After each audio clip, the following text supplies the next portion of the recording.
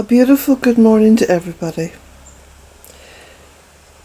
Wee bit of rain starting, so I'll just quickly grab the covers I had on the chair here, because I was sitting out having my coffee with this shawl around me and then a blanket on the chair. So I'll just pop these indoors. It's a lovely morning. The rain, of course, as you know, is very welcome. It's about 11:15 by the clock over there. And once this rain eases off, we'll go for a walk. We'll go for a walk down through the trees. I've got my wellies on, as you can see. Good stout wellies, as they say. Let me just show you them. Good stout wellies. One's a slightly different colour than the other. So hence, they came quite cheap. Okay, I won't tell you where I got them.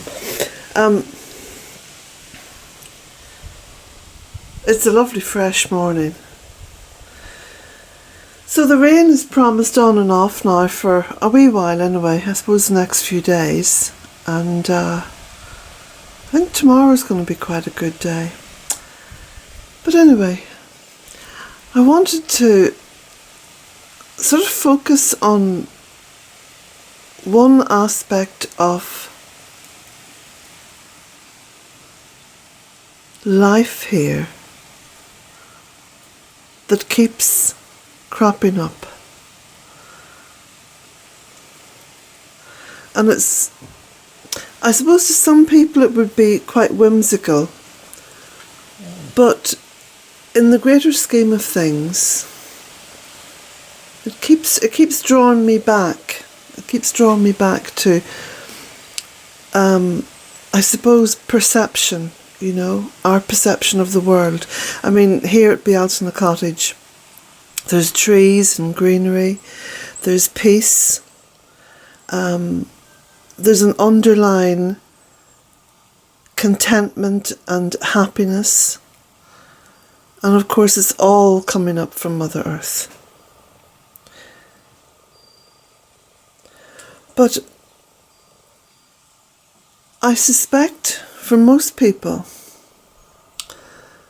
living in cities and big towns and built up areas and places where nature has been driven to her most fragile,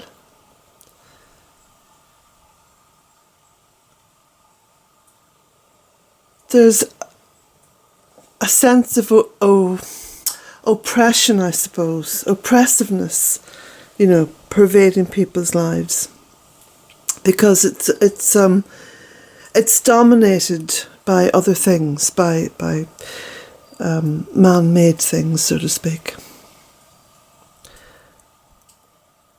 So I have the chosen delight, because those of you who are familiar with, you know, the book A Cottage on 3 Acres know what this place looked like at the beginning.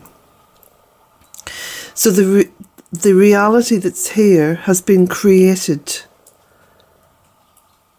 And I suppose that's what I wanted to get to, that we do create our own reality. Here at Bealtaine Cottage, I have a continuing sense of kind of walking, you know, traversing between two worlds.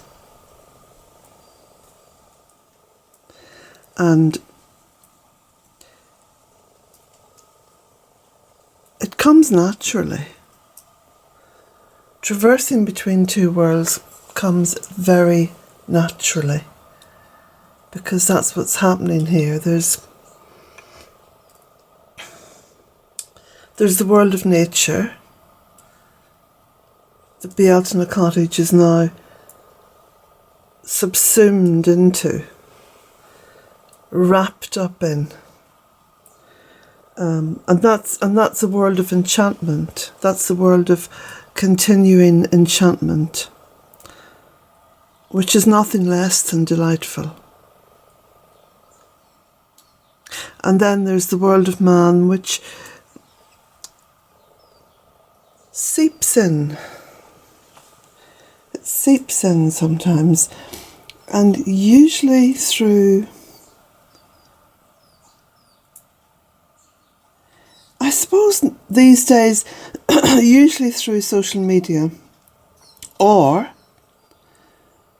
when I leave Bealtaine Cottage, not so much when I walk out, because when I walk out from Bealtaine Cottage, there's so much of it comes with me, and I'm walking on Mother Earth, and I'm in contact with her, and I'm seeing things and experiencing things which are overwhelmingly dominated by Mother Earth. When I drive out, of course, that's a different matter. My feet are not on the ground. I am in a sort of a capsule, and I'm going from A to B, and usually B is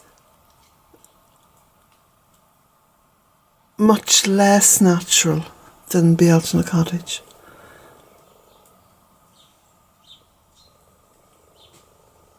So the rain's eased off now. So I want you to take that with you as we walk down through the woodland. That sense of walking between two worlds. Because, of course, we imagine that there's only one world, and that's this. But within this one material world,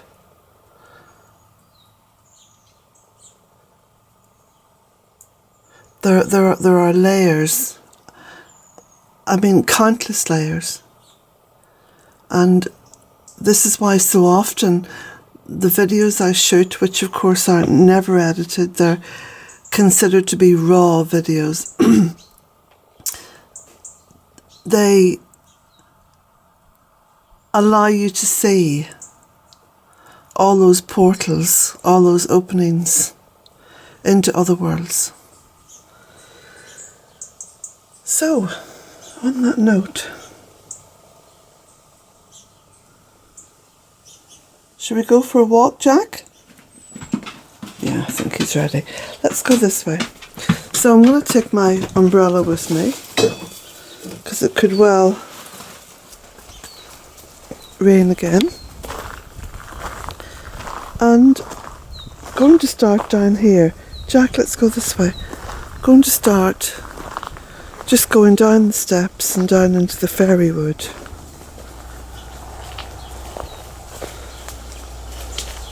Of course, mostly the sounds that are to be heard are the sounds of nature. And occasionally, of course, you'll hear the sound of a car or a vehicle on the road below here, because all this is on the hill.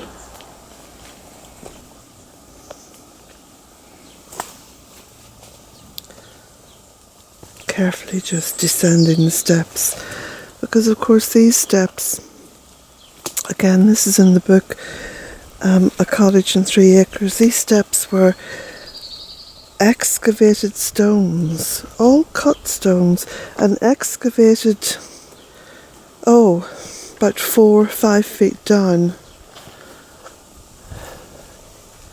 in the ground. So there's so much evidence of previous lives here. And that far down in the ground, of course, cut stone, you're talking about over 1,000 years. Because it would take that amount of time for the soil to build up on top of them. So look at this. This is another world. The fairy wood. The light's different. The air is different. The atmosphere is different.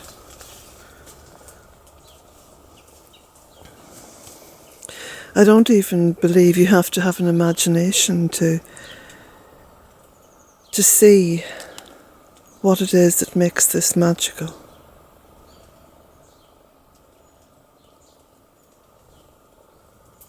In fact, each year it becomes more and more part of a different universe. It's so close to the cottage, because you turn around, there's the entrance. It's just below the cottage. Again, that's interesting, you know, that everything that exists is either above the cottage or below the cottage. So within that you begin to see parallel universes. The multiverse evident.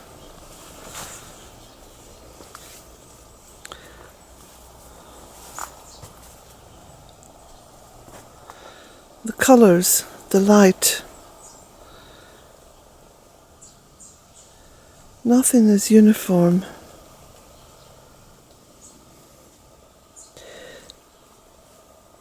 And I'm very aware that so often in these videos, when I'm talking, that there's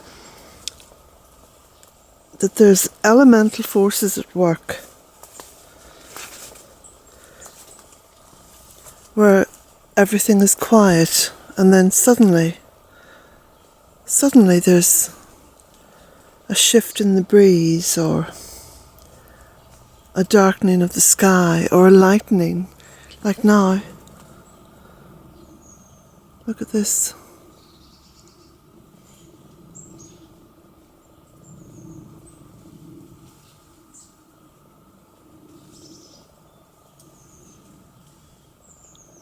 And the interesting thing about the fairywood is that in many other places you'd only see the elemental forces at work as the day progresses into night. Perhaps that's when they feel it's safe to reveal themselves, but not here.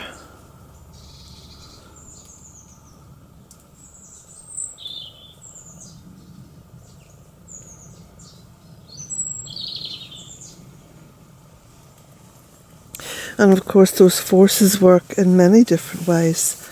It could also be bird song, or the sudden shifting of reality. That more and more the camera is able to pick up.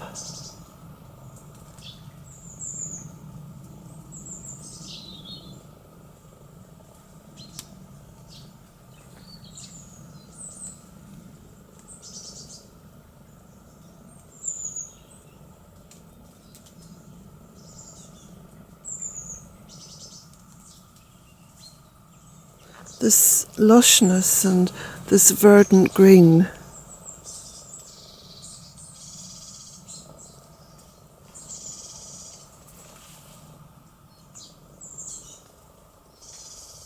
And the portal into the fairywood now seems so far away, and yet physically it's not.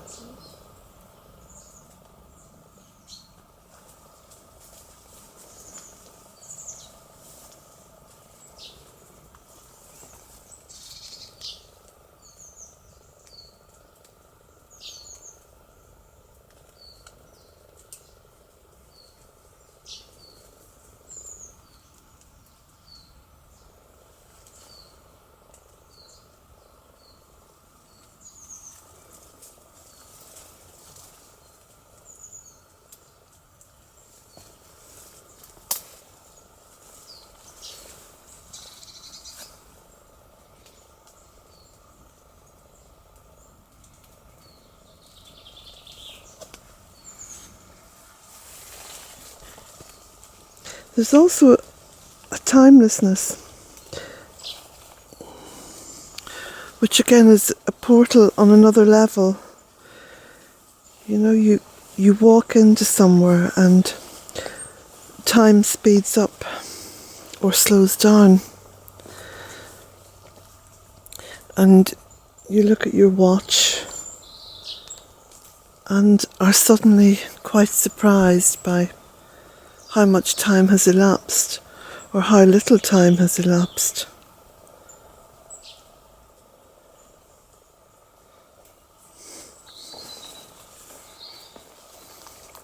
So this continual walking between worlds and shifting between worlds, you know, there's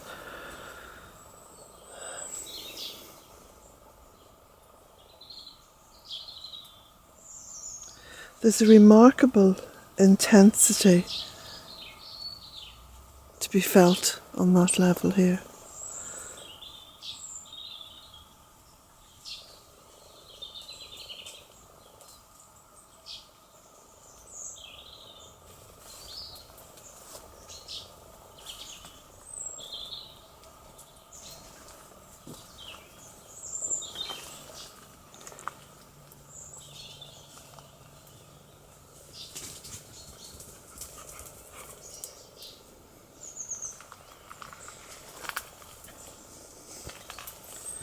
And Jack often comes to life. He becomes very animated.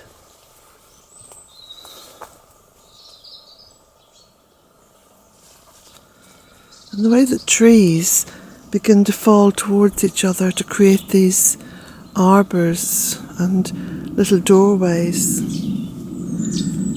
You know, you go underneath this one and you're very close then to the spring well.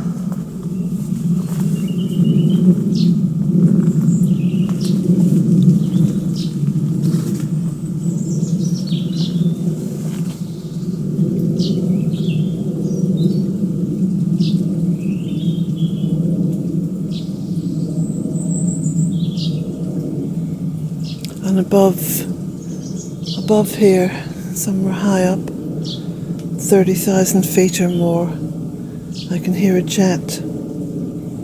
It's very high up.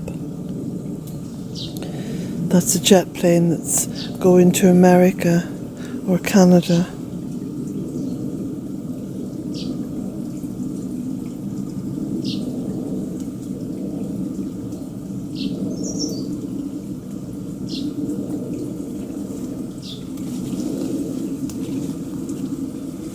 Just hear it going off in the distance, and then it ceases to exist.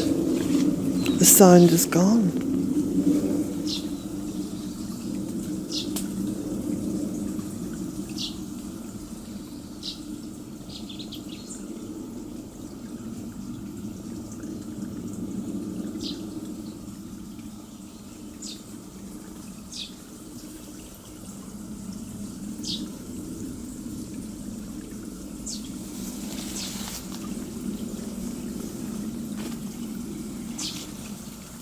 And from what was drought and heat just a week ago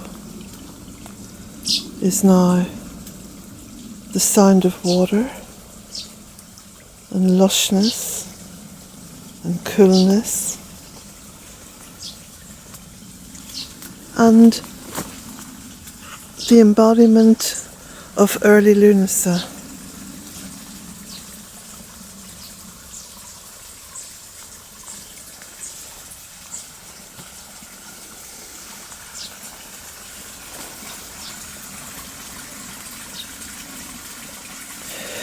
So when I say this is walking between worlds,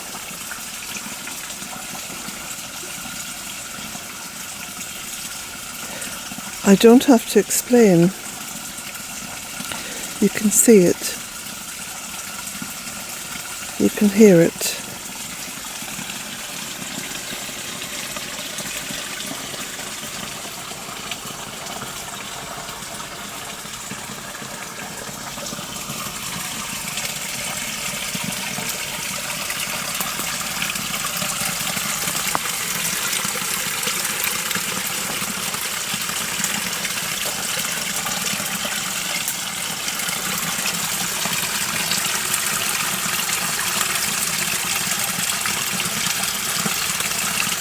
How quickly it all happens. How quickly that shift happens.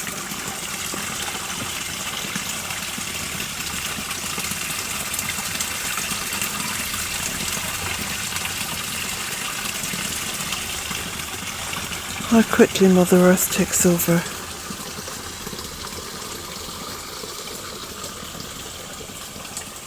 And yet out there today, at this very moment in time,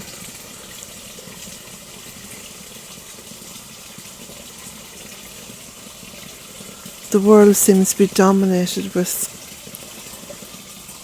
men in suits and sometimes women emulating men in suits, talking politics and corporate and destruction and money and greed and more. The concept of more, which to them is infinity. It's infinite.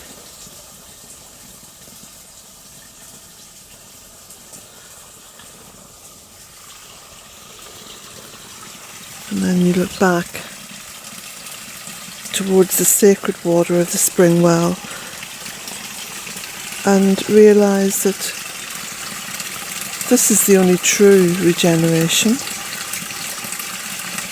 The rest is an illusion.